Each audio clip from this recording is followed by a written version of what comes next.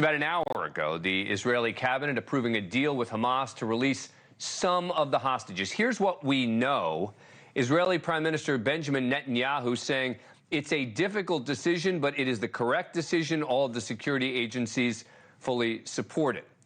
The approval coming just after Netanyahu and his fellow war cabinet members met with the families of hostages, adding pressure to the situation today. Now, before the deal was finalized, Hamas's leaders saying they're close to reaching a truce agreement. Netanyahu making it clear there's no truce on the table, saying, quote, there's a lot of nonsense out there to the effect that after the pause to return our hostages will stop the war. Then let me make it clear. We are at war. We will continue the war. We will continue the war until we achieve all of our war aims to eliminate Hamas, return all of our hostages and our missing, and ensure that there is no element in Gaza that threatens Israel. Multiple reports suggest the terms of the agreement include Hamas releasing 50 women and children hostages in exchange for a 4-day, it seems, pause in fighting, plus the release of 150 Palestinian prisoners, women and children as well, currently held in Israeli jails, but that's 3 to 1. The hostages could possibly be released as early as Thursday, but here's a wrinkle. Israeli judges and the courts are going to have 24 hours to review any legal challenges. The families of the victims of those Palestinian prisoners, right, the 150 who are in the Palestinian prisons, presumably there for a reason. So the victims of those prisoners have 24 hours to appeal to the Israeli Supreme Court. The deal reportedly also would allow the Red Cross medical access to the hostages in Gaza, access that has been repeatedly denied by Hamas. If Hamas agrees to free more hostages, the truce, ceasefire, pause, whatever you want to call it, could be extended in a second phase of this deal. According to Axios, an Israeli official said Israel's ready to give another day or pause for every 10 hostages Hamas releases. But remember that any pause in fighting also gives time for Hamas to regroup and rearm. Hamas has also demanded more aid. They want fuel. Almost 20,000 gallons of fuel entered Gaza since yesterday, according to the NSC's John Kirby. Fuel that's expected to be used to keep the power on at hospitals, but we all know fuel is also essential for Hamas's military operations. It helps fuel rockets and ventilation in its network of tunnels. And how will Israel keep up the pressure during these pauses if it happens? And how will this all work? Hamas is calling it a truce. Israel's calling it a war.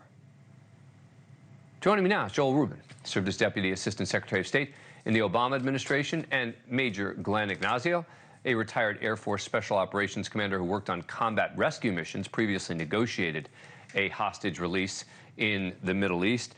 Thank you both for coming on the program. Appreciate it. Glenn, let me start with you in terms of the logistics. How is this going to work? I mean, are like 50 people going to be brought into one place and 150 brought into the same place? I mean, logistically, how does something like this work? Yeah, it's not going to be pulled together in one place. And the reason for it is, think of that as a center of gravity. If all the prisoners of war, or excuse me, the hostages, pardon me, was in one place, it'd be easy for them to be taken by the IDF, and Hamas loses all their bargaining chips. But what they're scheduled to do is eliminate any problems by releasing 10 hostages per day. One of the other things, though, is that Hamas made it also an item that the overhead surveillance would be removed during this time so that Hamas's hiding locations wouldn't be detected. So it's really going to be one of these things of a very delicate transition. Has that been agreed to, though, the elimination of the monitoring?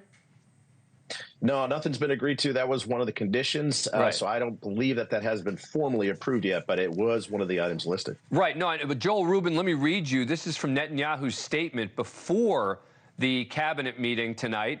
He said that all of the security agencies fully support it. They've made it completely clear in their professional assessment that the security of our forces will be ensured during the pause, and that the intelligence effort will be maintained in those days.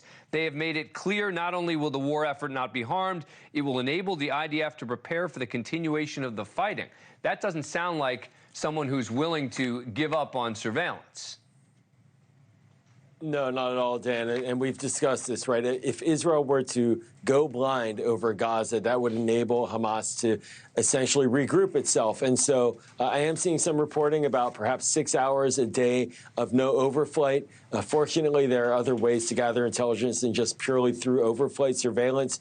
But even that is a give. But if the intelligence chiefs of Israel think that they can get through that and that getting the hostages out is going to occur, then and that's worth the trade-off, then so be it. But certainly Israel cannot go blind for 4 straight days over Gaza. Thank you for watching. Go to newsnationnow.com to find NewsNation on your cable provider.